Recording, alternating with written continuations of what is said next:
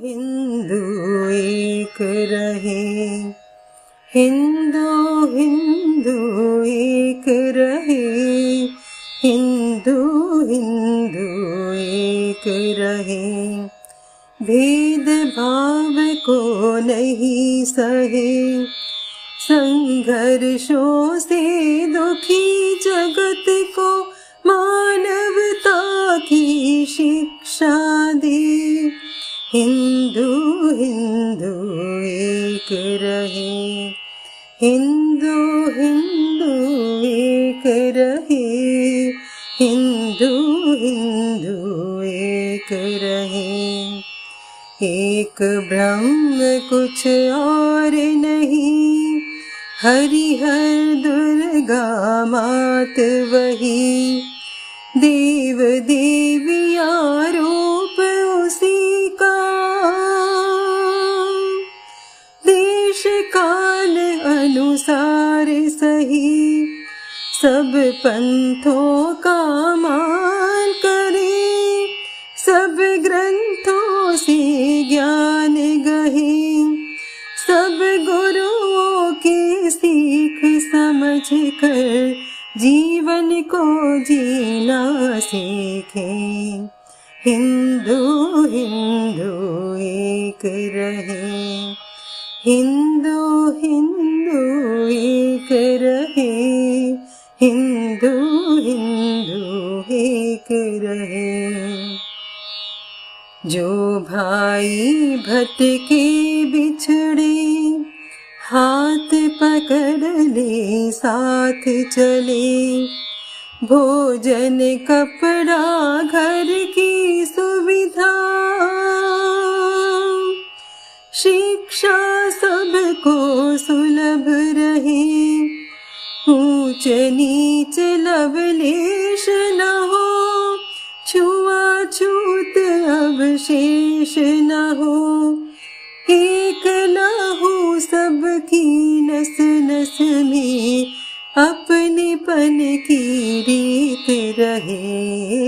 हिंदू हिंदू एक रहे, हिंदू हिंदू एक रहे, हिंदू हिंदू एक रहे। धर्म प्रेम अमृत पिए, गीता गंगा गौ पूजे, वेद विहित जीवन रचना हो, राम कृष्ण शिव भक्ति करे, धर्म सनातन अनुगामी, बुद्धं शरणं गच्छामि, अरहंतों को नमन करे नित, वाहे गुरु अकाल कहे। हिंदू हिंदू एक रहे, हिंदू हिंदू एक रहे, हिंदू हिंदू एक रहे। भेद भाव को नहीं सहे, संघर्षों से दुखी जगत को मानवता की शिक्षा दे। हिंदू हिंदू एक रहे, हिंदू हिंदू एक रहे, हिंदू हिंदू एक रहे। समस्त बंधु भगिनी और बाल गोपाल सभी को नमस्कार। सभी को पूज्य बाबा साहब भीमराव रामजी अंबेडकर जी की जयंती की भी हार्दिक शुभकामनाएं। हम सभी स्वयंसेवक और हिंदू समाज कार्यकर्ता यह जानते और मानते हैं कि घट घट में राम समाया, और हम सब हिंदू भारत माता की संतान हैं। कोई हिंदू छोटा या बड़ा, ऊंचा या नीचा नहीं होता। और हम सब ये भी मानते हैं कि ये जो विचार है, यह विचार केवल सिद्धांत या कहने भर का नहीं है, हम सभी के आचरण में आना चाहिए। हम सभी अपने अपने परिवारों में समरसता व समानता का व्यवहार करते हैं और यह हमारा कमिटमेंट है। पूज्य बाबा साहब अंबेडकर जी के जीवन से और उनके कृतित्व से और हम सब अपने विचारों के अनुसार अपना आचरण करें, यह संस्कार हम सभी के घरों में आए, इस सब के लिए हम सभी प्रयत्नशील रहते हैं और समाज में भी ऐसा वातावरण बनाने का हम प्रयास करते हैं। पूज्य बाबा साहब अंबेडकर जी की जयंती इस विचार के प्रसारण के लिए और अपने इस कमिटमेंट को प्रस्तुत करने का सबसे अच्छा सुअवसर है, ऐसा मुझे लगता है। हम सब यही मानते हैं। पिछले वर्ष कोरोना की महामारी के कारण जो विशिष्ट परिस्थितियां निर्मित हुई, उस समय हमने एक प्रयोग शुरू किया था। पूज्य बाबा साहब अंबेडकर जी के जयंती के अवसर पर प्रत्येक हिंदू समाज कार्यकर्ता स्वयंसेवक परिवारों में ऑनलाइन बौद्धिक का कार्यक्रम और हमने आयोजित किया था। इस कार्यक्रम में हम सभी ने सपरिवार आबाल वृद्ध इकट्ठा होकर के अपने अपने घर में और पूज्य बाबा साहब के चित्र पर माल्यार्पण और माननीय शास्त्री जी का बौद्धिक पिछली बार हुआ था, वो सब हमने सुना था। इस वर्ष सौभाग्य से माननीय भागैया जी का हमको सानिध्य प्राप्त हो रहा है। अब इसको सौभाग्य कहें एक बात और है, या दुर्भाग्य कहें, कोरोना महामारी ने हमको फिर से घरों में समेट कर रख दिया है। फिर भी इस अवसर का लाभ उठाते हुए और इस अवसर को हम एक अच्छे संस्कार का विषय बनाते हुए अपने अपने घर में हम यह आयोजन एक बार फिर कर रहे हैं। ईश्वर करे कोरोना महामारी का यह प्रकोप शीघ्रातिशीघ्र समाप्त हो और जैसा हम अपने अपने स्थानीय स्तरों पर आयोजन प्रतिवर्ष करते थे वैसे ही हम कर पाएँ। पर इस वर्ष तो हम ऑनलाइन ही उद्बोधन हम सुन रहे हैं। माननीय भागैया जी, जिनका हमें आज मार्गदर्शन प्राप्त होने वाला है, वे विगत 51 वर्षों से राष्ट्रीय स्वयंसेवक संघ के प्रचारक हैं। सारा जीवन संघ कार्य के लिए देते हुए, समाज कार्य के लिए देते हुए वे संघ के विभिन्न दायित्व उन्होंने निभाए हैं और अखिल भारतीय बौद्धिक प्रमुख भी रहे, अपने सहसर कार्यवाह भी रहे। वर्तमान में आप राष्ट्रीय स्वयंसेवक संघ के अखिल भारतीय कार्यकारिणी सदस्य हैं। आपका केंद्र कोलकाता है। आपसे निवेदन है कि हम सभी का मार्गदर्शन करें और हम सब के घर में समरसता संस्कार हम सबके जीवन में आए, हम सबके आचरण में आए, ऐसा निवेदन करते हुए और मैं माननीय भागैया से आग्रह करता हूं अपनी बात शुरू करें। नमस्कार। भारत रत्न बोधिसत्व श्रद्धेय बाबा साहब अंबेडकर जी के 130वां वर्ष जन्मदिन के उपलक्ष्य में सभी को शुभकामनाएं। बाबा साहब अंबेडकर जी आगे भारत के निर्माण में एक बड़े श्रेष्ठ व्यक्ति थे। जैसे सरदार पटेल ने आजाद भारत में अनेक संस्थानों को भारत में मिलाकर स्वतंत्र भारत की अखंडता को, एकता को संरक्षण किए, वैसे ही हिंदू समाज विघटन न होते हुए एकात्म समाज के नाते खड़े रहने के लिए अत्यंत श्रद्धा से प्रयास करके संपूर्ण हिंदू समाज को अखंड रखने में यशस्वी हुए श्रद्धेय बाबा साहब अंबेडकर जी। जिस समय छुआछूत और अस्पृश्यता यह धर्म के ही अंग है, ऐसे सभी लोग मानते थे। ने छुआछूत अभ्यास करने वाले और छुआछूत से पीड़ित जो लोग भी, वो भी समझते थे कि ये तो यही धर्म है। लेकिन श्रद्धेय बाबा साहब, यह धर्म नहीं है, यह अधर्म है। संपूर्ण समाज के जीवन में, संपूर्ण मानव के जीवन में एक ही भगवान विद्यमान है, यही धर्म है। ऐसे धर्म को व्याख्यान करने वाले और ऐसे अधर्म की आचरणों को ठुकराते हुए भारतीय समाज एकात्मता से खड़े रहने के लिए बौद्ध धर्म का स्वीकार किए बाबा साहब अंबेडकर जी ने। बाबा साहब अत्यंत सामान्य गरीब परिवार में जन्म लिए। वो स्वयं छुआछूत के शिकार थे बाल्यकाल में ही, लेकिन एक सामान्य परिवार में जन्म लेने वाले व्यक्ति श्रद्धा से, परिश्रम से कितने महान ऊंचे स्तर तक बढ़ सकते हैं, यह उन्होंने अपने जीवन में दिखाया। उन्होंने एमए पीएचडी किया, डीएससी किया, बैरिस्टरेट लॉ किए, एलएलबी किए, सोशियोलॉजी और न्यायशास्त्र में और इतिहास में भी उन्हें पढ़ाई की। मानो सारी दुनिया में बहुत बड़े ज्ञानी थे, वो मेधावी थे, लेकिन इतने पढ़ने के बाद भी सारी दुनिया में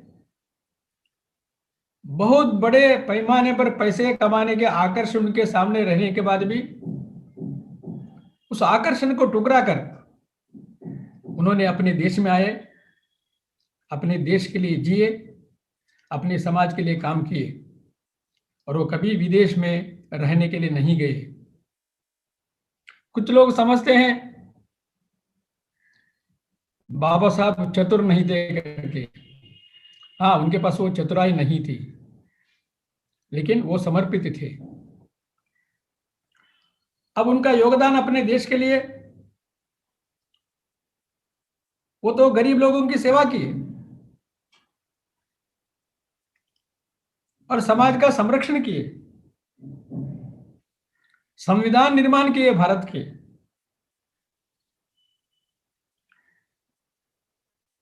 और करोड़ों जो गरीब लोग हैं, अपने ही खून के रिश्तेदार बंधु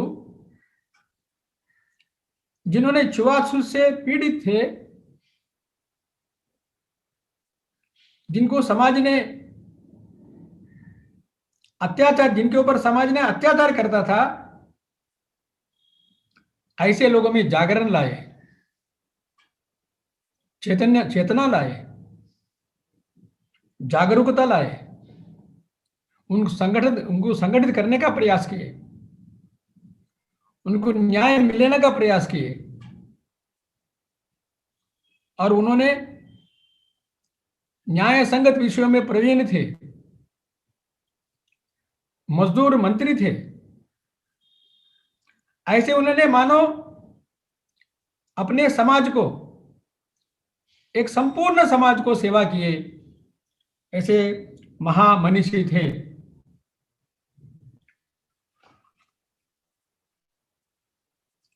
उन्होंने मातृभूमि के प्रति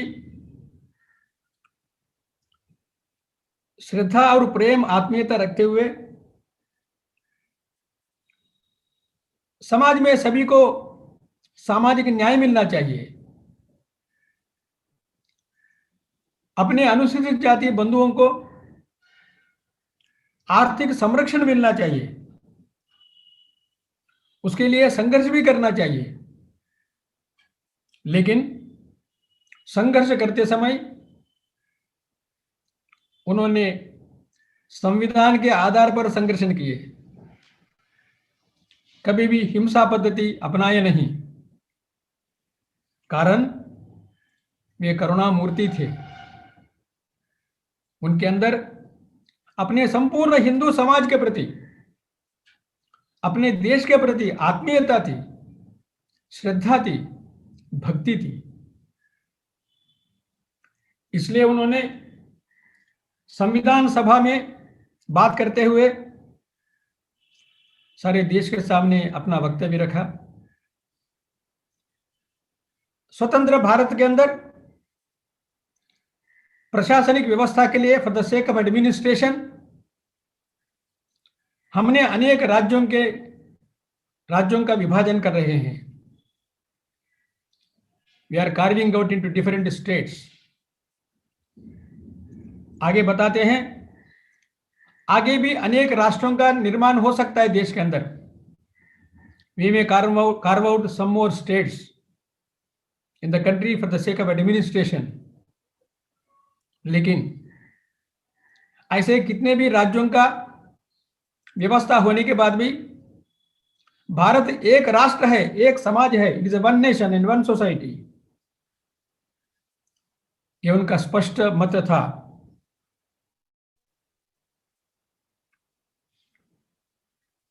वही हमने कोरोना के समय में अनुभव किया है।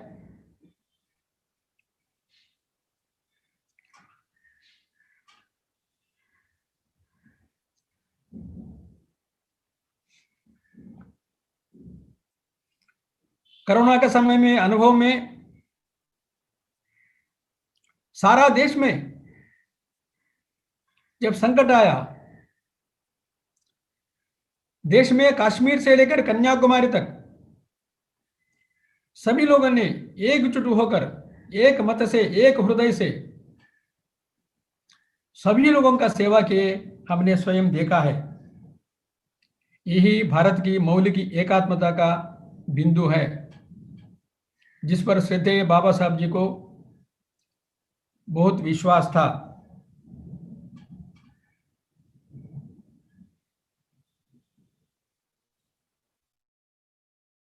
और संविधान में उन्होंने देखिए, हम लोगों ने भिन्न भिन्न राजनीतिक दलों के नाम पर, भिन्न भिन्न समूहों में दिखने पर भी, कभी कभी भिन्न भिन्न समूहों के कारण हम परस्पर दिखने पर भी स्वतंत्र भारत में आगे चलकर हम एक राष्ट्र के नाते, एक समाज के नाते, एक देश के नाते अवश्य आगे बढ़ेंगे, विकास करेंगे। ऐसा मुझे पूर्ण विश्वास है। ऐसे विकास करने में, आगे बढ़ने में हमको दुनिया में कोई शक्ति रोक नहीं सकती है। आज हम देख रहे हैं भारत कैसे दुनिया में आगे बढ़ रहा है, कारण उस मौलिक आंतरिक एकात्मता की शक्ति ही आधार है। आगे चल के बाबा साहब ने बेलगांव में एक दलित सभा में बात करते हुए बताते हैं, देखिए, कथित हिंदू से मेरा मतभिन्नता हो सकती है,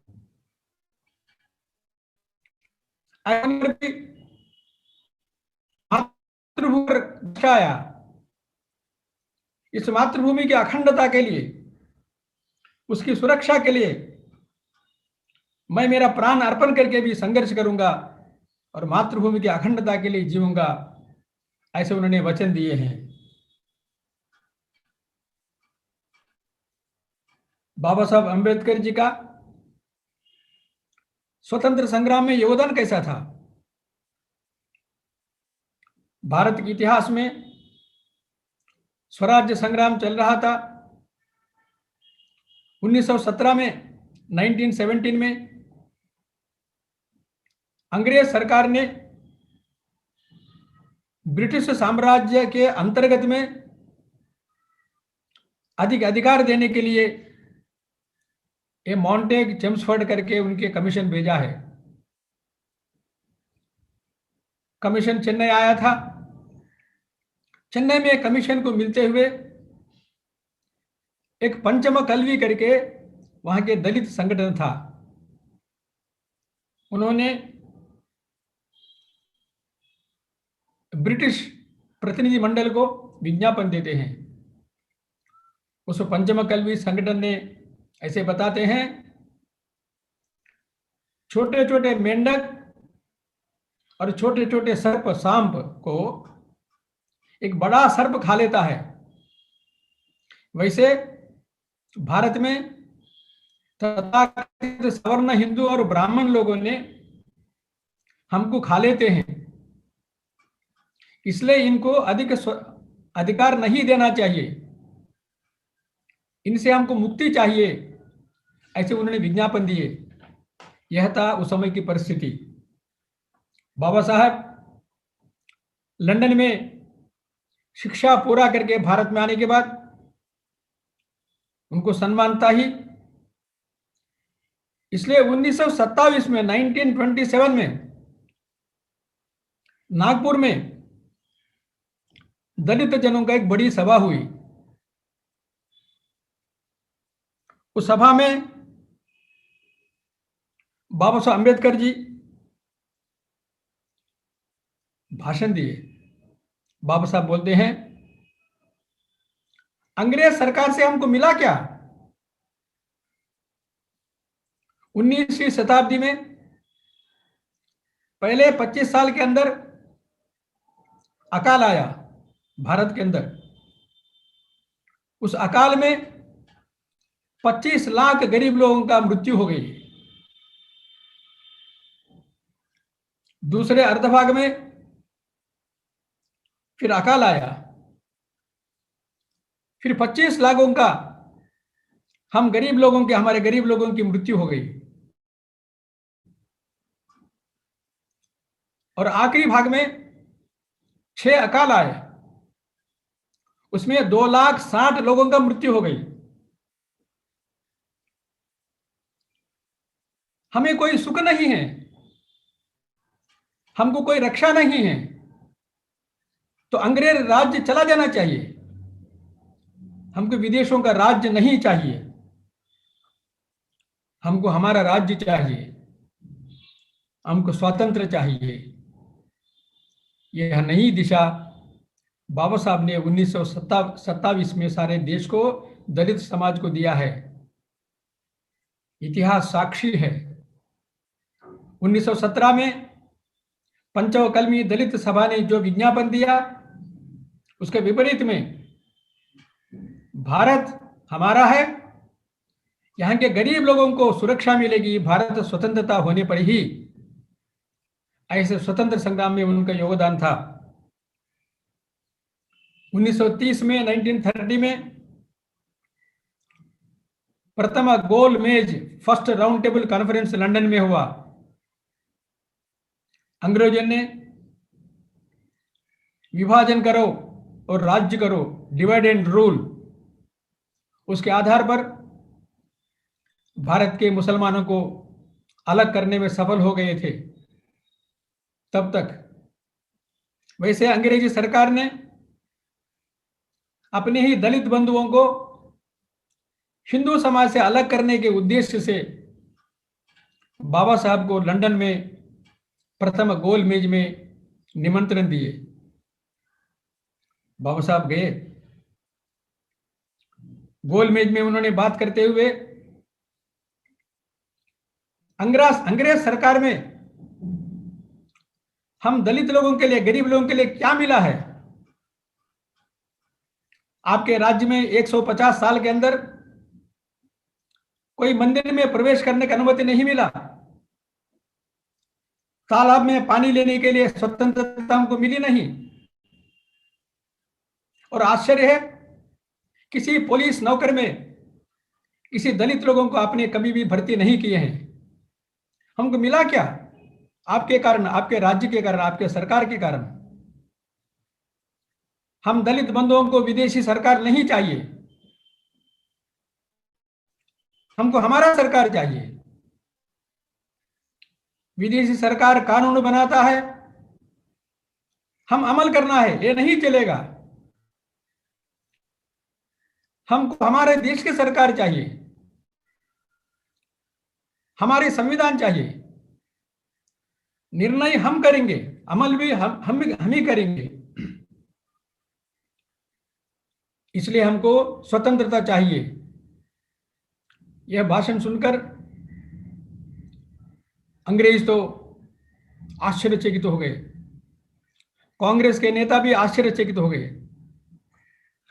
ऐसे विशुद्ध राष्ट्रभक्ति, देशभक्ति श्रद्धेय बाबा साहब अम्बेडकर के जीवन में थे, जो अभी तक दुनिया के सामने नहीं आया है। इतिहास साक्षी है।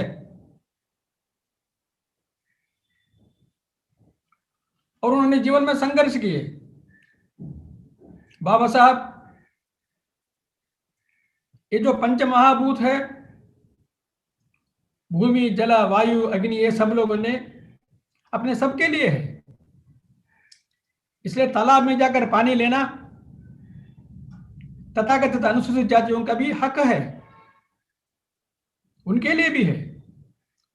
लेकिन उस समय नहीं था, दुर्भाग्य से। तो महाराष्ट्र के अंदर महदगढ़ के गांव के अंदर तालाब में पानी लेने के लिए बाबा साहब ने एक बड़ी समूह को लेकर गए। उसमें एक सहस्र बुद्धे थे, एक चितले थे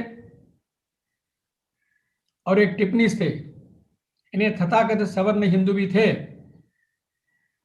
जो न्याय चाहते थे। तालाब में जाना, पानी पीना, और कुछ नहीं था। हमारे जो अधिकार है, उस अधिकार को लेने के लिए हमको वातावरण चाहिए। लेकिन दुर्भाग्य से वहां के तथाकथित अपने शेष हिंदू समाज के लोगों ने इस समूह पर आक्रमण किए। बहुत चोट लगी, खून बही, अत्याचार हुआ। वहां जो अपने ही दलित बंधुओं के युवक थे, उनके अंदर आक्रोश था, वो प्रतिकार करने के समर्थ थे। लेकिन उस क्षण में श्रद्धेय बाबा ने बोले, नहीं, हिंसा नहीं होना चाहिए, प्रतिकार नहीं होना चाहिए। हम सत्याग्रह कर रहे हैं, हम लड़ने के लिए नहीं आए हैं। आखिर हमारे पर अत्याचार हुआ, सहन करेंगे, लेकिन सत्य की विजय होगी। ऐसे बाबा साहब ने हिंसा होने नहीं दिए। बाद में उस गांव के लोगों ने, तथाकथित छुआछूत के अस्पृश्य लोगों ने तालाब को स्पर्श किया, इसलिए गाय के गोबर से, गाय के मूत्र से उस तालाब को शुभ्र किए, स्वच्छता किए। लेकिन सरकार ने आगे चल के जो लोग अत्याचार किए थे उनको शिक्षा दिए। उस दिन सहस्रबुद्धे जी, टिप्पणीस और चितले जी, उनको भी मार लगा। लेकिन बाबा साहब ने हिंसा मार्ग कभी भी जीवन में नहीं अपनाए। वैसे उनके जीवन में जो अनुभव था, 1930 में नासिक के अंदर कालाराम मंदिर है। बाबा साहब बोलते थे, हम हिंदू हैं, हम हिंदू धर्म के पुजारी हैं, हम हिंदू के नाते जन्म लिए हैं, हम राम भक्त हैं। इसलिए नासिक कालाराम मंदिर में दर्शन करने के लिए हमें अधिकार है, हम वो भाग्य दीजिए। ऐसे उन्होंने दर्शन के लिए लोगों को लेकर गए। लेकिन दुर्भाग्य, जो लोग जा रहे थे उन पर आक्रमण हुआ, मारपीट हुई, सत्याग्रह हुआ, और आगे चल के 1 साल तक मंदिर बंद था सभी के लिए, लेकिन दर्शन नहीं दिए। बाबा साहब को बहुत दुख लगा। अरे हम तो हिंदू है, हमने हिंदू के नाते जन्म लिया है, धर्म हमारे हिंदू है, लेकिन हिंदू समाज में हमें जो सम्मान मिलना चाहिए, जो मंदिर को दर्शन करने के भाग्य मिलना चाहिए, वो भी नहीं मिलता है। क्यों? हिंदू समाज में परिवर्तन क्यों नहीं? उनके मन के अंदर वेदना थी, पीड़ा थी। उस पीड़ा से, वेदना से उन्होंने 1935 में एक दलित जनों का बहुत बड़ी सभा हुई। उसमें चर्चा करते हुए बहुत पीड़ा से, वेदना से बाबा साहब ने एक घोषणा करते हैं, हिंदू समाज में परिवर्तन नहीं आ रहा है। हिंदू समाज में हिंदू के नाते हमें जो स्थान मिलना चाहिए, सम्मान मिलना, वो नहीं मिल रहा है। इसलिए मैं घोषणा करता हूं, मैं हिंदू धर्म में नहीं मरूंगा, धर्म छोड़ दूंगा, धर्म परिवर्तन करूंगा। बहुत पीड़ा से कहे उन्होंने। जैसे उन्होंने 1935 में घोषणा की, सारे देश में गवर्नर खड़ा हुआ। अनेक लोगों ने सोचने लगे, श्रद्धेय सावरकर जी ने उनको संदेश भेजा है। क्यों? सावरकर जी छुआछूत के विरोध में थे, वो अधर्म मानते थे उसको। इसलिए उन्होंने संदेश भेजा है, नहीं, आप हिंदू धर्म में रहना चाहिए, आपको सम्मान मिलेगा। और बाकी कुछ संतों ने भी उनको संदेश भेजे हैं। लेकिन हिंदू समाज में जो परिवर्तन चाहिए था, वो परिवर्तन नहीं दिख रहा था। चर्चा में से कुछ लाभ तो हुआ।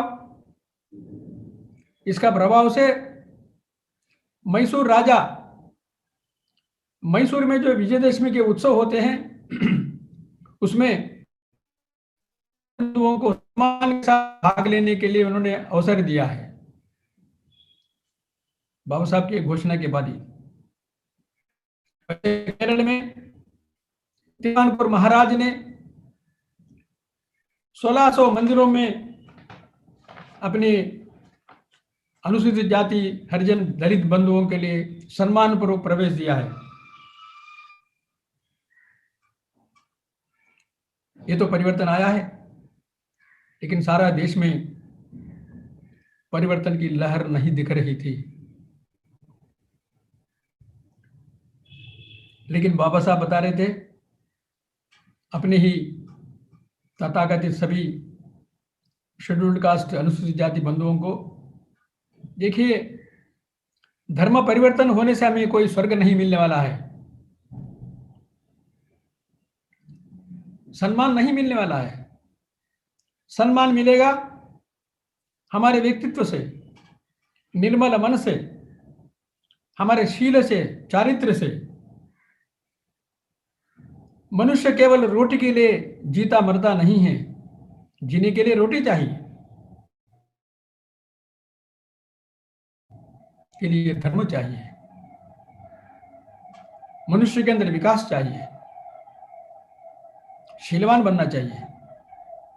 इसलिए उन्होंने सबके सामने देखा कि एजुकेट, पढ़ो, पढ़ाओ, शिक्षित हो, शिक्षा के लिए कठिन परिश्रम करो, वो स्वयं किए थे। फिर ऑर्गेनाइज, संगठित होना चाहिए। संगठित होने के लिए आत्मीयता चाहिए, एकात्म चाहिए, अहंकार नहीं चाहिए, निहित स्वार्थ नहीं चाहिए। फिर एजिटेट, संघर्ष करो, अपने मौलिक अधिकारों के लिए, संविधान दत्त अधिकारों के लिए संघर्ष करना चाहिए। लेकिन संघर्ष हिंसा के आधार पर नहीं, द्वेष के आधार पर नहीं, संविधान के आधार पर संघर्ष करना, ऐसे समाज के सामने रखे उन्होंने। अंत में 1953 में उन्होंने बौद्ध धर्म स्वीकार किए। बौद्ध धर्म स्वीकार करने के एक दिन पहले रात्रि अपने ही संघ के प्रचारक ऋषितुल्य, जिन्होंने आज नहीं है, माननीय दत्तोपंत ठेंगड़े जी, उनसे मिले थे। केवल मिलना नहीं, अत्यंत आत्मीय थे बाबा साहब के लिए दत्तोपंत ठेंगड़े जी। ठेंगड़ी जी ने दत्तोपंत जी के बारे में बड़ा हिंदी पुस्तक लिखे हैं, मराठी में पुस्तक लिखे हैं, हम पढ़ना चाहिए, क्यों? इनका गहरा संबंध था। सो ठेंगड़ी जी ने पूछे, बाबा साहब, हिंदू समाज में दोष है अनेक हजारों सालों से, लेकिन उस दोष को होते हुए, छुआछूत को दूर हुए, भेदभाव को दूर करते हुए, एकात्म भाव से, समता और ममता से एक रस समाज खड़ा करने के लिए जो प्रयास चल रहा है, ध्यान में नहीं आया क्या? तुरंत बाबा साहब ने बोले, हाँ हाँ दत्तोपंत, तुमने जो वो राष्ट्रीय स्वयंसेवक संघ के बारे में है ना, मैं जानता हूं। आप लोगों का जो प्रयास है उसमें चित्त शुद्धि है, उसमें व्यवहार शुद्धि है, मैं मानता हूं। लेकिन 1925 और 1953 इस 28 साल में आप लोगों ने, उस समय बाबा साहब बोले, एक 25-28 लाख लोग तैयार किए होंगे। ये लोग विश्वसनीय हैं, लेकिन देश इतना बड़ा है, आपका गति इतना धीमे से है, तो बोलो अगर इसी धीमे से चलेंगे सारे देश में कब परिवर्तन आएगा? देखो दत्तोपंत, मेरे जो लोग हैं अनेक वर्षों से छुआछूत ऐसे अहंकार से पीड़ित है, उनके अंदर थोड़ा जागृति आई, चेतना आई, और चेतना जागृति के कारण आक्रोश आया है। उनको रास्ता चाहिए, योग्य रास्ता चाहिए। मेरा आयु बढ़ रहा है, मैं जाने के पहले उनको रास्ता नहीं दिखाना चाहिए, रास्ता दिखाना चाहिए। अगर रास्ता नहीं दिखाए, ये लोग आज आक्रोश के कारण, चेतना के कारण कम्युनिज्म के प्रति चले जाएंगे। ये मैं नहीं चाहता। व्यक्ति या समूह कम्युनिज्म के प्रति जाने से इस राष्ट्रीय धारा से दूर हो जाते हैं, भारतीय राष्ट्रीय प्रवाह से दूर हो जाते हैं, फिर समाज विघटन हो जाएगा, देश विघटन हो जाएगा। सुनो दत्तोपंत, तथाकथित सवर्ण हिंदू और कम्युनिज्म के बीच में गुरु गोलवलकर जी, आपके सरसंघ चालक जी, एक अभेद्य दीवार के नाते खड़े हैं। वैसे अस्पृश्य कहलाने वाले करोड़ों बंधुओं कम्युनिज्म के बीच में मैं एक अभेद्य दीवार खड़ा हूं। अगर मैंने सही रास्ता नहीं दिखाया, ये लोग एक बार कम्युनिज्म के ओर चले जाएंगे, तो आगे चल के उन सबको राष्ट्रीय धारा में, प्रवाह में लाना आपके लिए संभव नहीं होगी। यह था श्रद्धेय बाबा साहब के अंतरंग। फिर हम सबको मालूम है,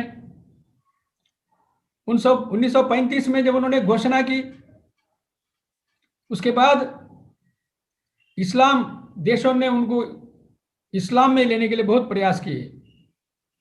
ऐसे बताते हैं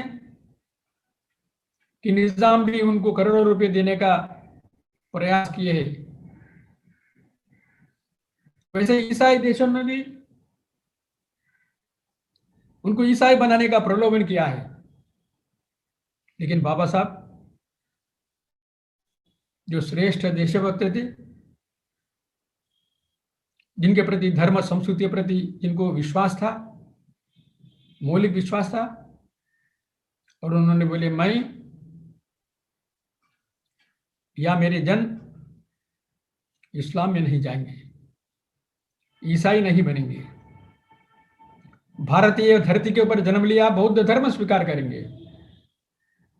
बौद्ध धर्म में करुणा है, प्रेम है, भारत के संपूर्ण समाज को एकात्म बनाने का शक्ति है, और अभी तो भारत के आधार पर सारे विश्व के अंदर प्रेम और करुणा के द्वारा विश्व शांति लाने की शक्ति है।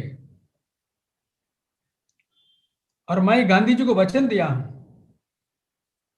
मेरे जीवन में कितने कष्ट आने पर भी देश के विरोध में, देश की एकात्मता के विरोध में कभी नहीं जाऊंगा।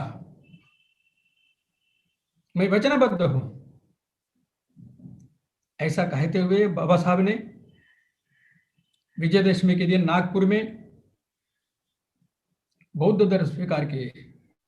बुद्धम शरणम गच्छामि, धर्मम शरणम गच्छामि, संघम शरणम गच्छामि। बाद में उन्होंने बताया, जीवन में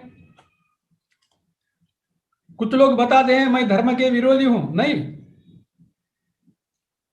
मेरे अंदर जो भी श्रेष्ठ गुण है, मानवीय गुण है, वो धर्म के कारण है।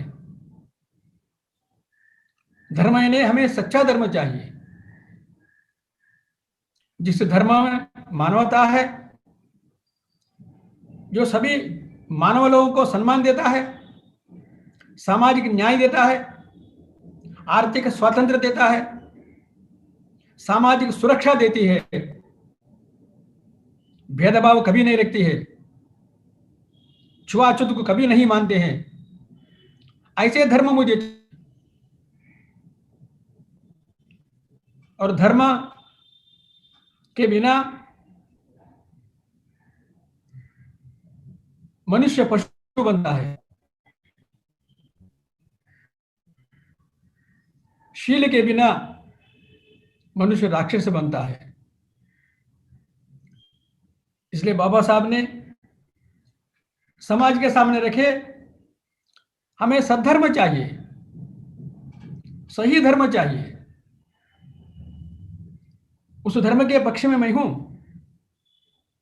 फिर उन्होंने बताते हैं, मैं मेरे जीवन के अंदर समता, स्वतंत्रता और भ्रातृत्व भावना, इक्वालिटी, लिबर्टी एंड फ्रेटर्निटी, ये लिया है। कुछ लोग कहते हैं मैं यह फ्रेंच क्रांति से लिया हूं। नहीं, यह तथागत बुद्ध के जीवन से लिया हूं, उपदेश से लिया हूं। समता चाहिए, समरसता चाहिए, स्वतंत्रता चाहिए, लेकिन बाबा साहब बताते हैं, और समता स्वतंत्रता गारंटी कब है? भ्रातृत्व के आधार पर। हमारे बीच में खून का रिश्ता है, जो डॉक्टर हेडगेवार जी ने राष्ट्रीय स्वयंसेवक संघ में हम सबको, देशवासियों को सिखाने का प्रयास कर रहे हैं। हम भारत की माता के संतान होने के कारण हम एक खून के रिश्तेदार हैं। ऐसे संबंध, ऐसे भावना, इसलिए भ्रातृत्व ये बेसिस है, आधारभूत है। एक बार भाईचारा है, ऐसे भावना हृदय के अंदर है। जब समता भी आएगी, स्वतंत्रता भी रक्षा होगी। इसलिए बाबा साहब ने समता, स्वतंत्रता और भ्रातृत्व भावना का समाज के सामने रखे हैं। और बाबा साहब बताते थे, हमें एक नूतन स्मृति चाहिए। धर्म शाश्वत है, लेकिन धर्म की ग्लानि हुई है, समाज में भ्रम निर्माण हुआ है, आचरण लुप्त हो गया है। जिस समाज ने पत्थर में परमेश्वर है, पत्थर को पूजा करता है, पेड़ को पूजा करता है, कुत्ते को भी सम्मान देता है, ऐसे समाज ने अपने ही बंधु, अपने ही गांव में, अपने खेती में काम करने वाले मजदूर, जब हिंदू हरिजन है, शेड्यूल्ड कास्ट है, उनको सम्मान नहीं देता है। अपने खेती में काम करने वाला अगर ईसाई बन गया, क्रिस्टोफर बन गया, उनको सम्मान देता है, डरता है। ये क्या विडंबना है?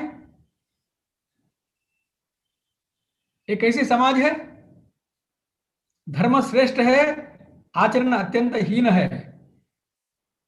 धर्म का आचरण का कोई संबंध नहीं है, ये हमको समझना चाहिए। हमारा दुर्भाग्य है। इसलिए श्रद्धेय बाबा साहब एक नूतन स्फूर्ति चाहिए समाज के लिए, ऐसे चाहते थे। तो पूजनीय गुरु जी के प्रयास के कारण विश्व हिंदू परिषद के तत्वावधान में 1969 में 1969 में कर्नाटक के उडुपी में एक नवीन स्मृति भारत के समाज के लिए आया है। शंकराचार्य, वल्लभाचार्य, रामानुजाचार्य, जैन, सिख,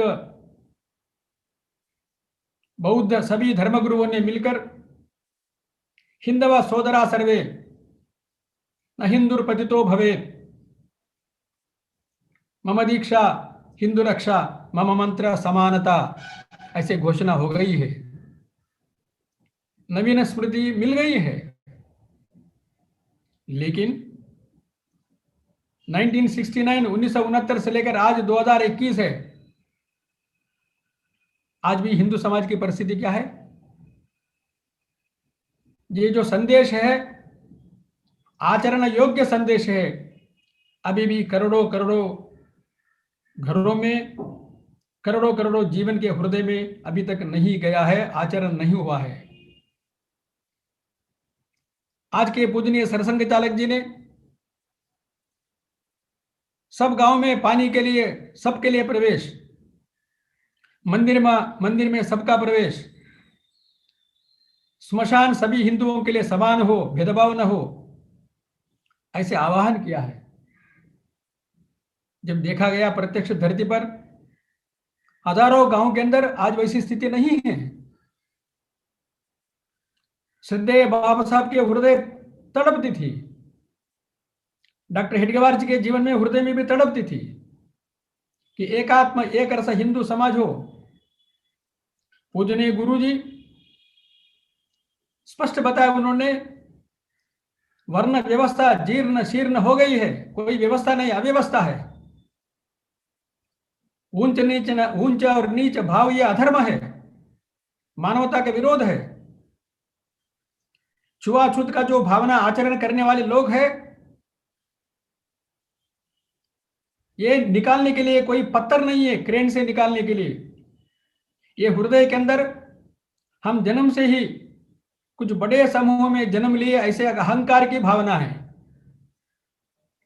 उस अहंकार की भावना को दूर करना यह धर्म है, यह संस्कृति है, ऐसे पूजनीय गुरु जी ने बताया। पूजनीय बाल साहब जी तृतीय सरसंघ चालक जी ने बताया, छुआछूत अगर पाप नहीं हुआ तो दुनिया में और कोई पाप ही नहीं है। ये सब बताने के बाद भी अपने अपने घरों के पास, अपने अपने गांव में अपना आचरण कैसा है, हिंदू समाज का आचरण कैसा है। आज श्रद्धेय बाबा साहब के जन्मदिन और तुरंत पहले दिन वर्ष प्रतिपदा डॉक्टर हेडगेवार जी का जन्मदिन, और इसी महीने में रामनवमी, राम एकात्मता का मर्यादा पुरुषोत्तम, हमने अभी राम जन्मभूमि का अभियान भी किए हैं। इन सबका उद्देश्य क्या है? अपने समाज में बदल लाना चाहिए, मेरे में बदल लाना, मेरे परिवार में बदल लाना, अपने जीवन में बदल लाना, अपने गांव में बदल लाना। हमारे घर के अंदर जो धोबी कपड़े धोता है, जो चप्पल सीकर नाई मोची देता है, जो नाई काम करता है, जो अपने घर के बर्तन मांझती माता भगिनी जो भी है, अपने खेत में मजदूर करने वाले जो मजदूर है, सबके प्रति अपना दृष्टिकोण क्या है? उन सबसे भाईचारा का, सम्मान का व्यवहार हमारा होता है कि नहीं? जो हम कर सकते हैं, हमको करना चाहिए। आजकल समाज में सहभोज का वातावरण चलता है, मिलकर भोजन करते 100 लोग 200 लोग। आज भोजन करना होटल में बाहर में कोई बड़ी बात नहीं है। सहभोज नहीं, सहज बोझ चाहिए, सहज बोझ चाहिए।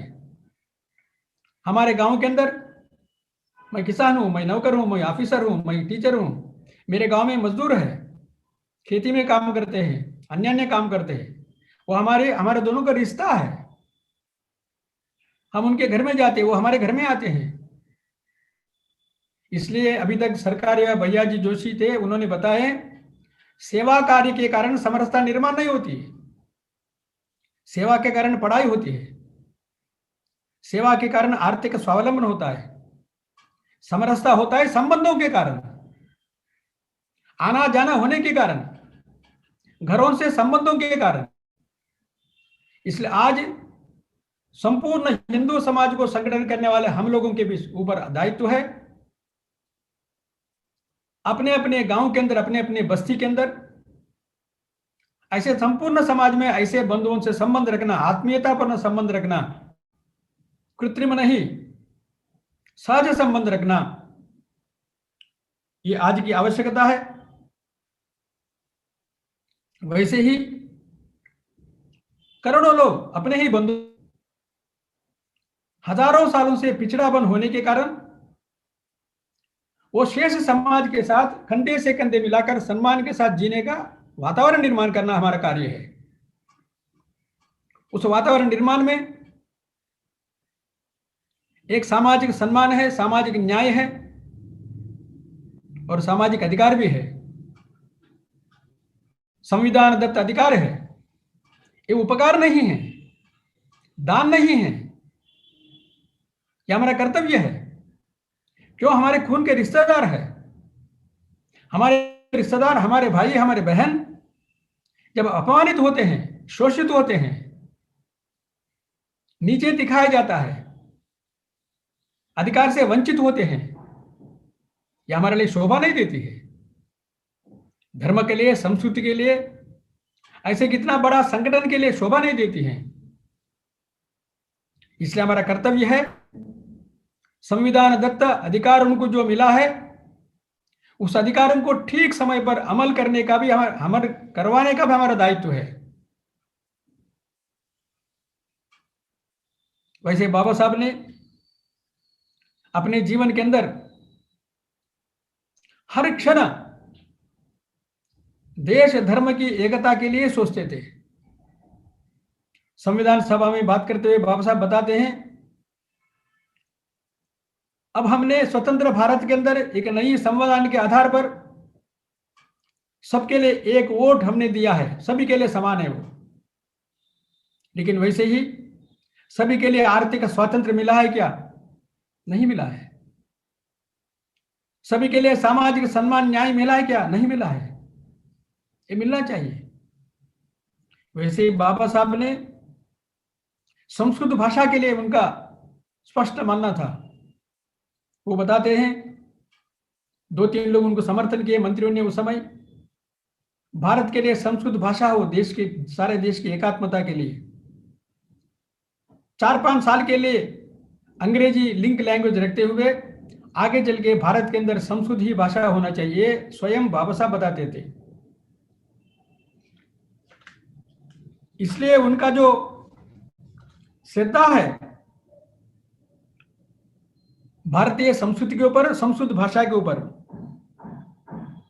वैसे 1949 में 1949 में संविधान सभा में बात करते हुए स्वतंत्र भारत के अंदर हम इतिहास को ठीक समझना चाहिए। एक समय था, अपने ही जयचंद्र के कारण हमने स्वतंत्रता खोया है। क्या आगे चल के ऐसे जयचंद्रों के कारण देश की आजादी खतरे में रहेगा क्या? हमको जागरूक रहना है। उन्होंने समाज को चेतना दिए हैं। 1939 में, 1939 में जब डॉक्टर जी स्वयं जिंदा थे, श्रद्धेय बाबा साहब अम्बेडकर जी पुणे के मकर संक्रांति उत्सव में भाग लिए थे। उन्होंने वहां की आत्मीयता, एकात्मतापूर्ण वातावरण देखकर मैं यहाँ आते समय एक अस्पृश्यता मेरे मन में था, ऐसे भावना नहीं, अभी यहाँ से जाते समय मेरे मन में एकात्मता भाव का संचार यहाँ के वातावरण के कारण ऐसे उन्होंने अनुभूति प्रकट किए।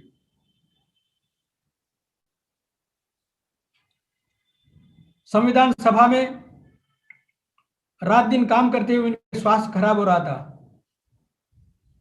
उस समय 1949 और 50 के बीच में पूजनीय गुरु जी उनके घर में गए, उनको परामर्श किए। 1962 में बाबा साहब के प्रति श्रद्धांजलि देते हुए पूजनीय गुरु जी ने, ऐसे श्रेष्ठ महान व्यक्ति थे जिनके पास शंकराचार्य के वैसे ज्ञान भंडार और बुद्ध के वैसे करुणा और विवेकानंद के वैसे तेज उनके अंदर था, ऐसे प्रशंसा किए हैं। आज हमारा सबका कर्तव्य है, दोनों महापुरुष डॉक्टर हेडगेवार जी जिन्होंने संघ की स्थापना की है, वे भी गरीब परिवार में थे, वे भी महाराष्ट्र से थे और उन्होंने अपने लिए कुछ नहीं किया, संपूर्ण समाज के लिए जीवन समर्पित किए। श्रद्धेय बाबा साहब अम्बेडकर जी, वे भी गरीब परिवार में थे, जन्म लिए, महाराष्ट्र के थे, उन्होंने भी अपने लिए कुछ नहीं किए, संपूर्ण जीवन समर्पित किए समाज के लिए। दोनों का लक्ष्य एक ही था, समता युक्त, समरसता युक्त, शोषण मुक्त संपूर्ण हिंदू समाज को संगठित करना। रास्ता भिन्न भिन्न हो सकती है, लेकिन लक्ष्य एक है, जीवन की दिशा एक है, समर्पण समर्पण, प्रेम प्रेम, आत्मीयता और करुणा और निस्वार्थता। ऐसे महानुभाव, भारत रत्न बोधिसत्व श्रद्धेय बाबा साहब के चरणों में प्रणाम अर्पण करते हुए आज राजनीतिक वातावरण में अपने मन कभी विचलित न होने देना, संपूर्ण समाज को एकात्म रखने के लिए अपने और अपने परिवार के सारे शक्ति लगाकर काम कर, यही एकमेव उपाय है, अनेक समस्याओं का हल है। ऐसे संकल्प करते हुए फिर से उन महापुरुषों के चरणों में प्रणाम करते हुए मेरा वचन को विराम देता हूं। नमस्कार।